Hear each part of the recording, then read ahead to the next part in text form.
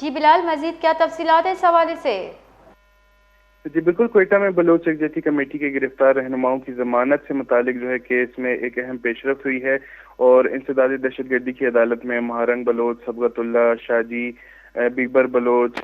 بیبو اور گلزادی بلوچ کی جانب سے 9 مختلف مقدمات میں جو دائر ضمانت کی درخواستیں تھیں اس پر گزشتہ روز سماعت ہوئی، جس میں وکلاء نے اپنے دلائل مکمل کر لیے ہیں۔ عدالت نے تمام فریقین کے دلائل سننے کے بعد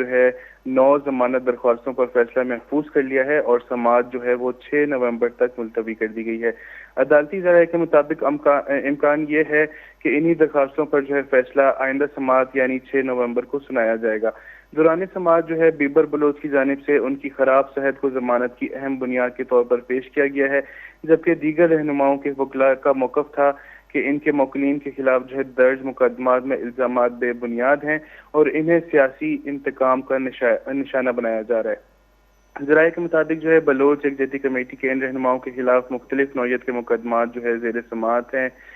جس میں ریاست کے مخالف